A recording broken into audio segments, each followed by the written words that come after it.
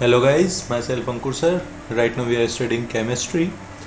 और guys class 11 के atomic structure की हम इस वीडियो में बात करेंगे। जहाँ तक गाइस इस टॉपिक का सवाल है, आज का हमारे इस वीडियो का टॉपिक होगा filling of orbital in an atom. कि एटम में ऑर्बिटल में इलेक्ट्रॉन को फिल कैसे करेंगे। Before this starting video, just reminding you, don't forget to like this video, subscribe the channel as well as share this video so maximum student को है benefit मिले। Well, coming to the point, आज के इस video में हम खासकर 3 principal की बात करेंगे। पहला aufbau principle, second Pauli exclusion principle और third Hund's rule of maximum multiplicity. अगर पहले प्रिंसिपल की बात करें अफबाउ प्रिंसिपल, तो aufbau principle basically German word है जिसका मतलब होता है बिल्डिंग अप। मतलब कैसे बिल्डअप करना है, मतलब इलेक्ट्रॉन को ऑर्बिटल्स में कैसे फिलअप करना है। तो अफबाउ ने सिंपल सा यही बोला कि इलेक्ट्रॉन किसी एटम में इंक्रीजिंग ऑर्डर में, एनर्जी के इंक्रीजिंग ऑर्डर में फिल होंगे। Electron fill in the increasing order of their energies. In ground state of the atoms, the orbital are filled in order of their increasing energy. और जैसे जैसे मतलब electron जो है फर्स्ट ऑफ ऑल पहले lower energy में fill होगा, first lower energy में और उसके बाद में हायर एनर्जी में फिल होगा, दैट्स इट। और जो अफबाउ प्रिंसिपल है, अफबाउ प्रिंसिपल n+l रूल को भी फॉलो करता है। n+l रूल क्या होता है कि let's say 1s 2s 2p 3s 3p इस टाइप से अलग अलग ऑर्बिटल्स हैं, तो इनके लिए n और l की वैल्यू निकालिए। अच्छा, n और l की वैल्यू कैसे निकालते हैं? 1s में जो आगे वाला है that represent principal quantum number n, और जो पीछे spdf है that is azimuthal quantum number l।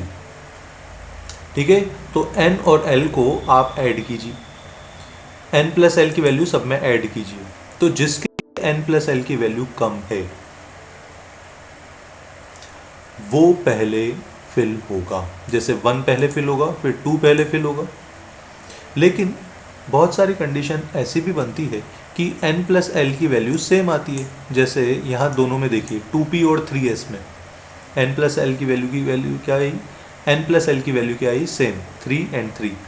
तो n+l वैल्यू का रूल का सेकेंड पॉइंट, दैट इज अगर आपके 2 या 2 से ज़्यादा ऑर्बिटल के n+l वैल्यू सेम आ रही है, तो जिसके लिए n की वैल्यू छोटी होगी, जिसके लिए n की वैल्यू छोटी होगी वो पहले भराएगा। तो 2p और 3s में छोटा क्या है? 2 n की वैल्यू, तो 2 पहले भराएगा और 3 बाद में भराएगा। मतलब ऑर्डर क्या हो जाएगा? 1s फिर 2s फिर 2p फिर 3s फिर 3p। अब देखिए 4s और 3d में 4s की वैल्यू 0, 4 + 0 मतलब 4 हो रही है, और 3d में 5 हो रही है। तो पहले 4s भराएगा गाइस और फिर 3d भराएगा। ठीक है, तो इसको अब ऐसे तो याद रखेंगे नहीं, तो अफबाउ प्रिंसिपल में सिंपल याद रखने का तरीका बताया, ये order 1s 2s 2p 3s 3p 3d सब बना दीजिए और इसको ऐसे कट कर दीजिए। ठीक है, तो देखिए एरो के अकॉर्डिंग चलेंगे। पहले 1s भराएगा। अच्छा, s में कितने इलेक्ट्रॉन होते हैं? 2, तो 1s2 भराएगा आपका 2s2, फिर भराएगा आपका, वापस बैक आ जाइए, 2p 6 3s2, फिर भराएगा आपका 3p6 4s2, फिर भराएगा 3d10 4p6 5s2 and so. इस हिसाब से जो है इलेक्ट्रॉन किसी ऑर्बिटल्स में फिलअप होते हैं अकॉर्डिंग टू अफबाउ प्रिंसिपल। ठीक है, तो ये तो बात हुई अफबाउ प्रिंसिपल की, और इनका ऑर्डर जो है जितना मैं आप याद रखिए, इलेक्ट्रॉनिक कॉन्फ़िगरेशन में काम आता है। धीरे धीरे आप प्रैक्टिस करेंगे तो ये ऑर्डर भी याद हो जाएगा। तो अफबाउ प्रिंसिपल क्या बोलता है? Electron fills in orbitals in the increasing order of their energy level। ठीक है, that's it। So ये तो बात हुई अफबाउ प्रिंसिपल की। आपबाउ ने क्या बताया, इलेक्ट्रॉन फिल कैसे होगा ऑर्बिटल में। नेक्स्ट आता है Pauli exclusion principle. Pauli exclusion principle में पाउली ने बताया एक इलेक्ट्रॉन अलग अलग अगर ऑर्बिटल में भराता है तो उनके NLMS की वैल्यू, 4 क्वांटम नंबर होते हैं, कौन कौन से होते हैं, आपके N होता है, आपका L होता है, आपका M होता है और आपका S होता है, राइट। सो पाउली ने क्या बोला कि एक एटम में n नंबर ऑफ इलेक्ट्रॉन है, इनफाइनाइट नंबर ऑफ इलेक्ट्रॉन है, आप तो मानिए, लेकिन किसी भी 2 इलेक्ट्रॉन के इन चारों क्वांटम नंबर की वैल्यू का कॉम्बिनेशन सेम नहीं हो सकता, ठीक है। So no 2 electron in an atom can have same set of 4 quantum number. इसको ऐसे ही बोल सकते हैं, ओनली 2 इलेक्ट्रॉन में exist in same orbital and this electron must have opposite spin, ठीक है। मतलब अगर एक ऑर्बिटल, जैसे अगर S में मैं बता रहा हूँ, तो पहले एक इलेक्ट्रॉन एक स्पिन से भराएगा और दूसरा इलेक्ट्रॉन दूसरे स्पिन से भराएगा, तभी इनकी S की वैल्यू +½ एंड -½ होगी, तो अपोजिट स्पिन हो जाएगा। तो इसमें अगर NLM की वैल्यू भी सेम है तो भी S की वैल्यू डिफरेंट हो जाएगी, ठीक है। अब मैक्सिमम नंबर ऑफ इलेक्ट्रॉन किसी भी ऑर्बिट में कितने होते हैं, 2n²। Maximum number of electron कितने होते हैं, 2n²। ये भी आप ध्यान रखिए, इंपॉर्टेंट पॉइंट है, ठीक है। उसके बाद में Hund's rule of maximum multiplicity. Hund ने भी बताया कि लेट से अगर एक ऑर्बिटल है, लेट से p ऑर्बिटल है, और p ऑर्बिटल में जैसे px py pz होते हैं, -1 0 +1, तो हुंड ने क्या बोला, इलेक्ट्रॉन भराएंगे। अब +½ भी भराता है, -½ भी भराता है, तो हुंड ने बोला कि आप अगर लेट से +½ से चालू हुआ इलेक्ट्रॉन फिलिंग, तो पहले +½ ही पूरा भराएगा और एक ऑर्बिटल में पहले एक ही स्पिन फिल होगा, पैरेलल स्पिन। उसके बाद में जब पूरा हाफ फिल्ड हो जाएगा, फिर अपोजिट स्पिन से ये फिल होगा। तो pairing of energy in orbital belonging to the same shell does not take place until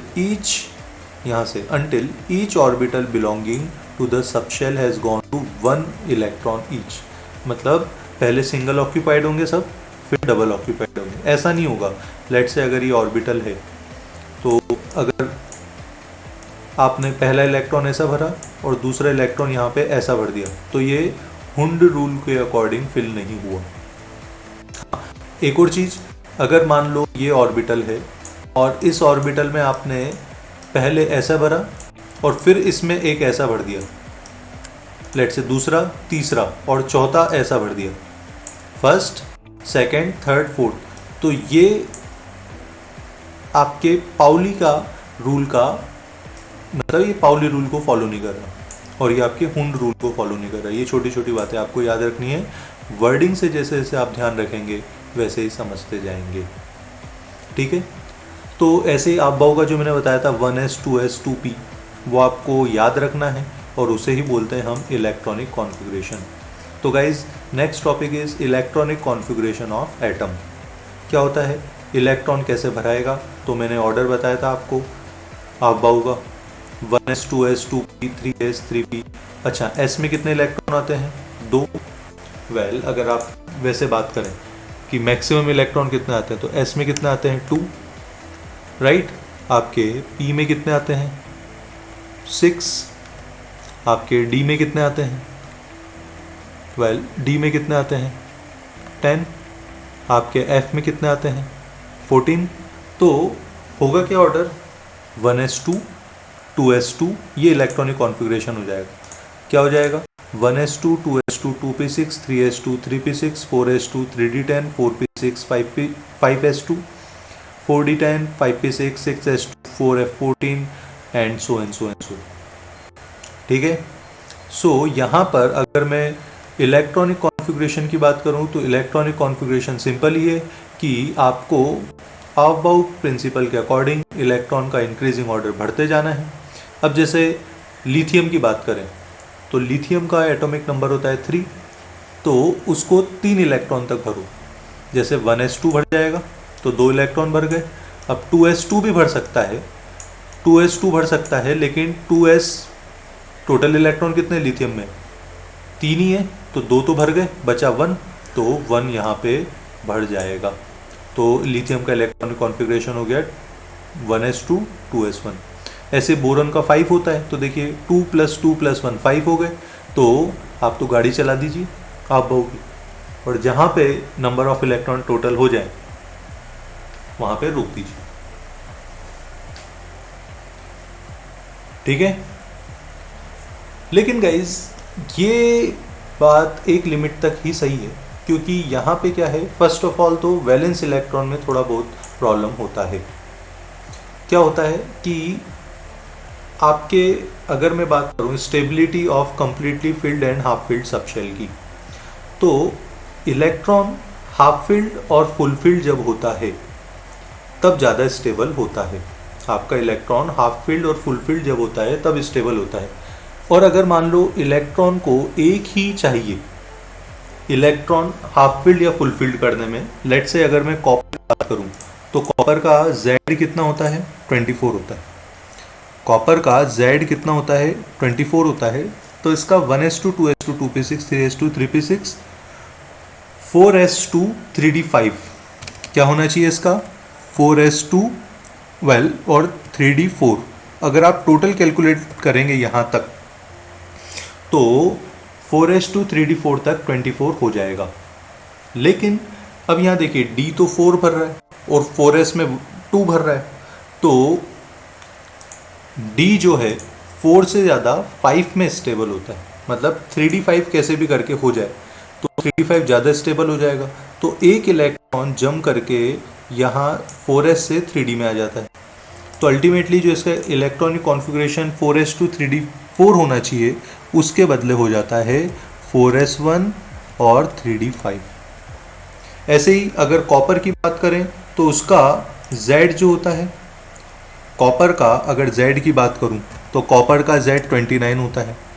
वहाँ पर आपका 4s2 जो है उसका इलेक्ट्रॉनिक कॉन्फ़िगरेशन 4s2 3d9 होता है, बट स्टेबिलिटी की वजह से उसका इलेक्ट्रॉनिक कॉन्फ़िगरेशन हो जाता है 4s1 और 3d10।